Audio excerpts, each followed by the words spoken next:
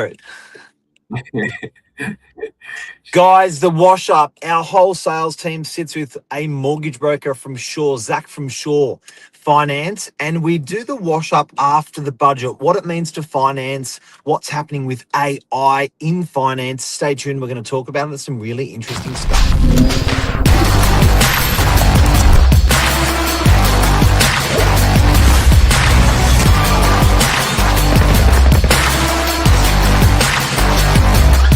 I'm the ringleader, so listen up. Josh Wapshot.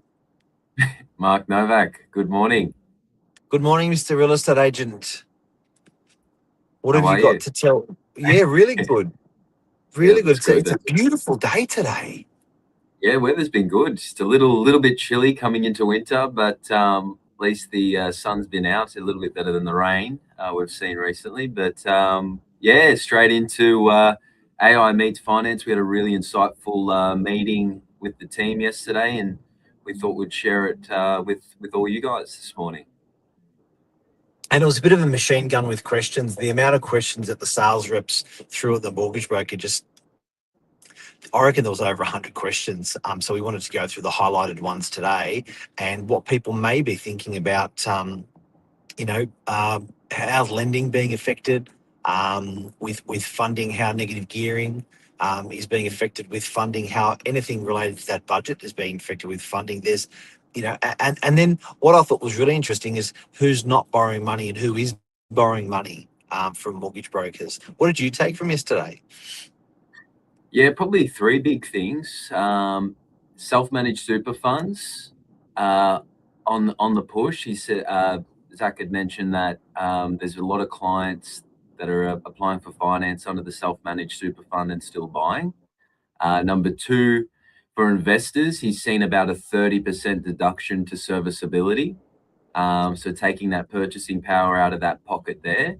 And number three, finance levels are steady. And it seems to be a lot of people are either upgrading the family home with renovations or they're upgrading that asset altogether with a cheaper changeover rate. So obviously, if you're coming from a unit, you're down 10%, and then moving into a more expensive asset, down 10%, that overall changeover is going to be less. So he is seeing still very active owner occupiers looking to upgrade their number one asset, their owner occupier. I find that really exciting that, and a little bit unusual that in a changing market that we're in, it's actually a better time to upgrade because the changeover dollars, if you're doing funding at the moment and you're going to be buying something bigger, this is actually an incredibly perfect market to be doing that. Your changeover on the same changeover, selling your property and buying the same property. If you did this a year ago, your mortgage, your changeover price, your mortgage you would have taken it with you for 30 years would have been larger. Definitely, yeah. And I had I literally had a discussion after that meeting. I had a client come in. We'd leased a couple of his storage units up at French's Forest. He wanted to take me out for a bit of a coffee to celebrate them all being leased. So we had a coffee, and they've got a apartment down the road on Oaks Ave. Too small for him. He wants to move into a small house. So he's thinking, oh, I've been hearing things about the market. Maybe it's not a good time to put up my unit for sale. And I said, well, it all depends on your situation. What are you planning on doing? He goes, well, I really want to move to a small house. I want a little bit more room for me and my wife. Want that idea of a backyard. And I go, well, actually, it's the perfect opportunity to make that leap, because exactly what we discussed just then, your changeover for that transaction can't get any better than this environment here when you're upgrading that asset or buying something more expensive. And he's actually a professor through universities, does major talks, very intelligent.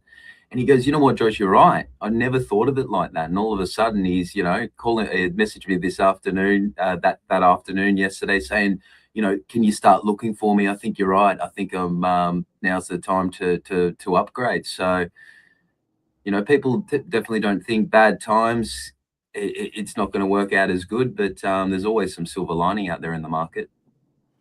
Yeah, and what I thought was talking with Zach, the mortgage broker from Shaw, yesterday was interesting what he was saying about investors. So investors' capacity to lend has reduced by 20 to 30%. So, and as a net result from that, there's going to be less in rental properties on the market because there's always rental properties that are being sold. But if the same cap rate of flow of purchase is not there, then there's a smaller pool. So I think what's consistent is everyone saying that there will be higher rents in the marketplace as a result because the investor is having troubles borrowing. Um, Exactly right. secondhand property, I think that was Yeah, secondhand property exactly. and new. It's untouched. I think that was across the board, Mark. Like every member in the team, Zach, that was one thing we could definitely all agree on was that who came out worse off from all these changes, and it was unfortunately the renters in the market. It seemed to affect most, and it's actually quite insane as well.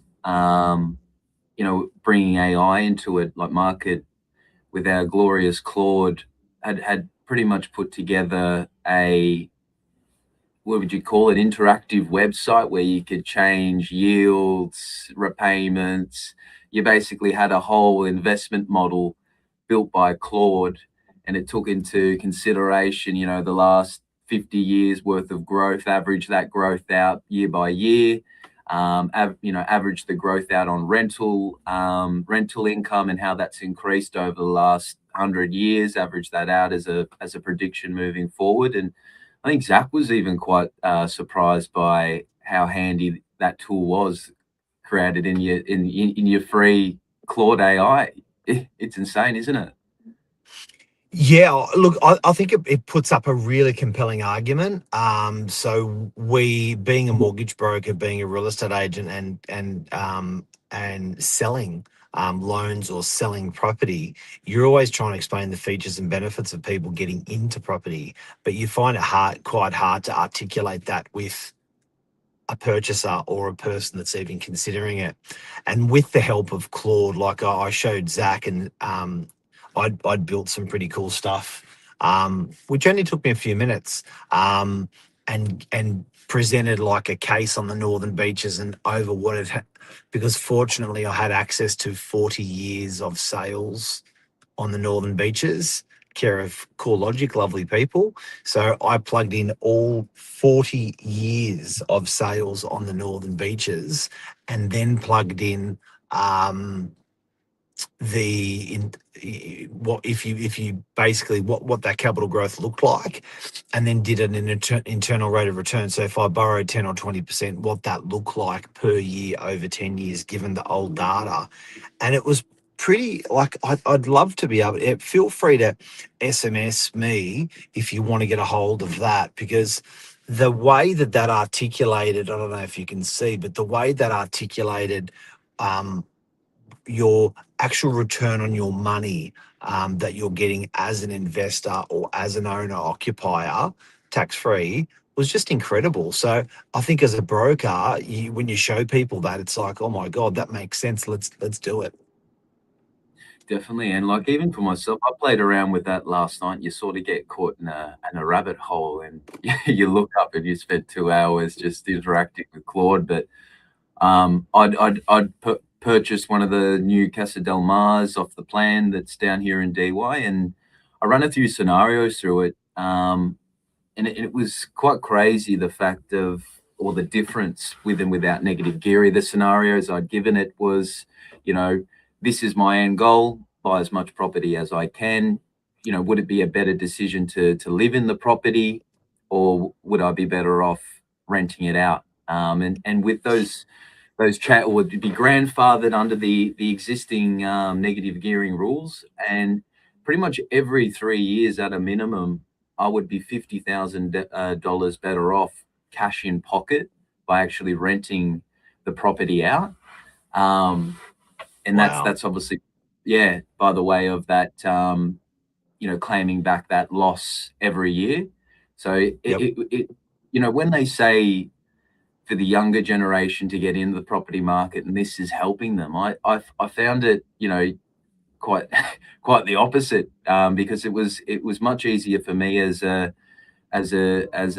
younger adult purchasing something that I don't necessarily live in the old rent vesting. You know, I was better off with money in my pocket. I was better off over long term in terms of building a portfolio. So I think we've seen a lot of stories come out post budget about how does this actually really help younger people buy property, but a lot of the experts are coming out and saying it doesn't, and what I keep looking at and seeing it doesn't. Nah, it's interesting. But I do encourage people to use AI, but it's the information that you actually put in is it's as good as the information that you actually put into it. So using Claude or using ChatGPT, obviously there's nothing better than ringing up a mortgage broker or a real estate agent. But the segue of using that type of information, that AI is incredible. Because it can, like, look at you, you became a better investor overnight just by what you're plugging into AI. Yeah, it really is. I wasn't really take me 2-3 years ago, or probably, you know, longer, pre-Novak times. I probably wasn't the biggest tech guy, but I I couldn't think of a day in the last 2-3 years where I haven't used AI once in that day at all. So it's crazy even for me to feel that transition. It almost feels slow or inefficient now without using it, which is a bit crazy, isn't it? Oh man, I got to say, I'd be using it 50 times a day. Yeah, The and you miss stuff. out if you're not. The what? I'm saying you're missing out if you're not. You know, it really Yeah, is a tool in the old belt, so to speak. yep, But yeah, it's great. absolutely. Mr. But Wapshott, yeah, thank you very much. I hope this helped people today. Mortgage broking and AI hand in hand, and what the market's up to after the budget. thanks, Mark. Thanks, guys. Have a great day. You too. See ya.